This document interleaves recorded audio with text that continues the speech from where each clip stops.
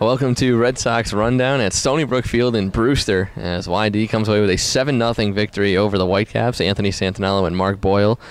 Mark, just a great pitching performance starting off with Brett Adcock. Goes 6 innings. He only gives up 4 hits in the victory. Well, it's been good to see what he's done lately because remember 2 starts ago he was raked, 12 hits in 3 innings, and then last time much better, came within 1 out of qualifying for the win, which the Red Sox got. And then today, 6 scoreless innings, 3 hits. His control was the best it's been all season. So what I'm getting at, Anthony, is this. He follows his worst performance of the season with a pretty solid performance and then his best performance of the season. So a really nice bounce back for him. And we were talking about it before the game, how YD needed some serious starting pitching help going into the playoffs. They really didn't have a consistent option behind Ricky Thomas, who's clearly the ace. Do you think Brett Adcock really solidified himself as deserving of a spot in that rotation to the playoffs? Well, I know he's going to get another look. We know that. He's been starting on a regular basis, and so I think Scott Pickler has faith in him. But your point is well taken. Thomas has been great. And we've seen glimpses from Adcock and before that from Bailey. There have been guys that have put forth some good effort and some decent performances, but not consistently, and that's the key. Thomas has been the one consistent guy, but with the playoffs coming, there's only a limited time left to find those guys, and this, I think, was a step in the right direction. Well, our sideline reporter, Kaylee Kiss, had the chance to catch up with Brett after his great performance today at Stony Brook Field. Kaylee Kiss here for the YD Red Sox. Joining me today is Brett Adcock, winning pitcher in tonight's game. So you went 6 innings, only 4 hits, no runs. How did that outing feel for you? Felt good, especially because 2 weeks ago they hit me around the ballpark a little bit.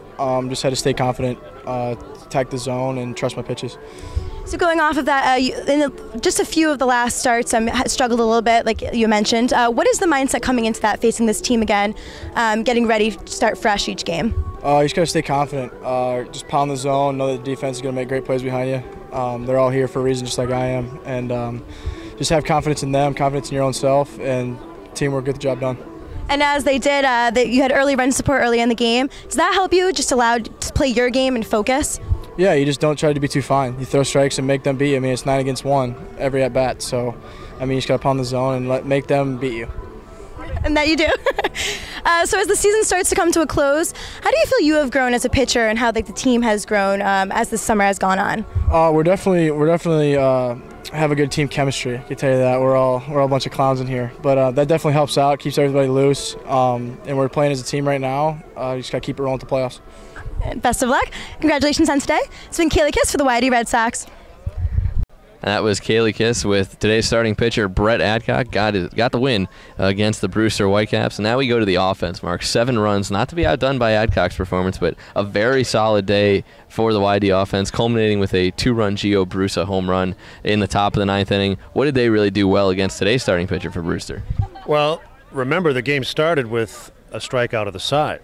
And then they started to score. They got a run in the second, a run in the third, a run in the fourth. So they were pecking away the entire game. They were very productive. I remember earlier in the season, it seemed like we were talking every game about missed opportunities, guys being left on base. That's not happening nearly as much anymore. Bruce's power numbers have been great. He's second in the league in home runs.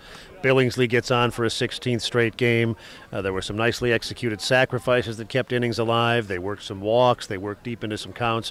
The offense now is getting to the point where it's one of the best and most consistent in the league. Would you say that helps them in terms of going forward into the playoffs? Do they need more? They need to stay consistent on the offense, or does the pitching really need more to be provided for going towards the playoffs? Well, it seems like in a playoff situation, the defense and pitching are always the most important, but you need runs. You can't hope to win every game 1-0 because you're not going to shut everybody out. So if one's more important, it's probably pitching, but you need to hit. You need to come through in timely situations. But the pitching is obviously going to be the key, and they've got one of the best in the league, Thomas, to start the playoffs, assuming they get there, which is becoming increasingly likely with every victory. But both are important, hitting and pitching, both very important. And tomorrow the Red Sox go to White House Field in Harwich to take on the Mariners, who currently sit last in the East Division. Harwich, again, struggling to really keep pace with YD, Brewster, Chatham, and especially Orleans. What do you look for in that game tomorrow night against the Mariners?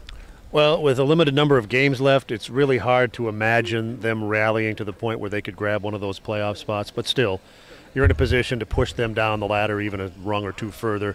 You could come close to finishing them off tomorrow night, and then all you'd be concerned about is not making the playoffs, but whether you're going to finish second, third, or fourth. That'll do it for us here from Stony Brook Field. Make sure to tune in tomorrow night as YD travels to Harwich to take on the Mariners. For Mark Boyle, I'm Anthony Santinello. We'll catch you tomorrow night.